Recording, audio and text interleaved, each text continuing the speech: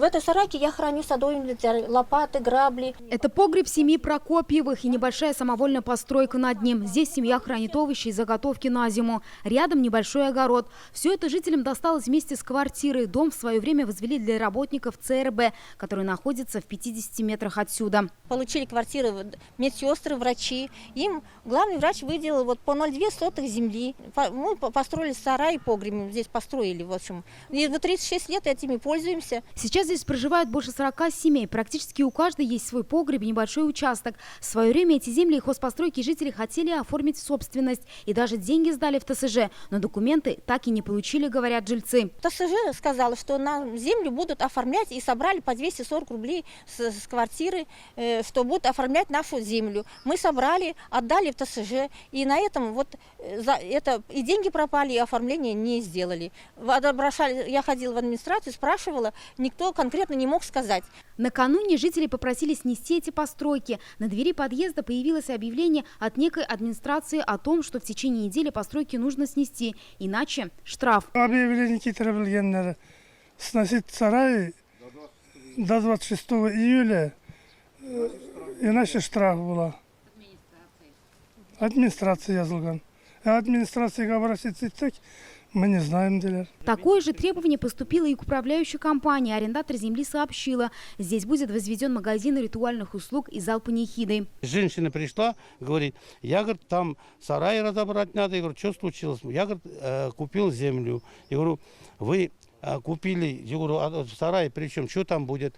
Она говорит, у меня, говорит, там будет ритуальные услуги буду проводить, говорит, она и жителям также объясняла, будут отпевать, будут мыть. Жители выступают против столь близкого соседства с ритуальными услугами и утверждают, если постройки снесут, то вся придомовая территория будет загорожена прощальными кортежами, а из окон будет видно, что происходит на территории морга. Он находится недалеко от их дома. Я вот проживаю на 3-м этаже, там все как бы на ладони, видать, детская комната. Все видно, что происходит. Помещение ритуальных услуг планируют возвести вот на этом месте. С одной стороны находится здание морга, с другой – жилой дом. Если это здание построят, то оно будет находиться лишь в 20 метрах от жилого дома, утверждают жители. Сейчас эти постройки, деревья как бы ограждают дом от морга. Если их снесут, то прощаться с усопшими, скорее всего, будут под окнами нурлатцев. Нам морг не мешает. Ну вот это, что сейчас хотят возить тут трупы, памятники, гробы. Вот это у нас дети. Я живу на 1-м этаже, например. Как я должна вот детей в окно утром встанут и в окно там кого-то увозят, привозят?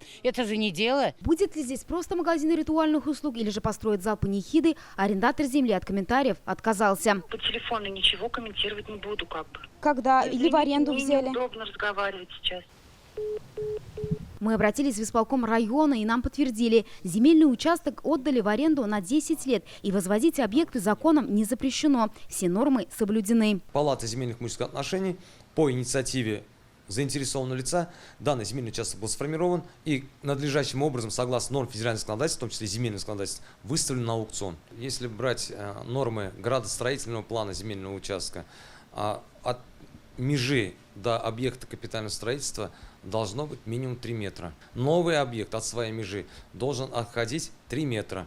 И, соответственно, если между двумя объектами по 3 метра есть, организуется 6 метров, что является еще соблюдением норм пожарной безопасности. Противопожарный проезд должен составить не менее 6 метров.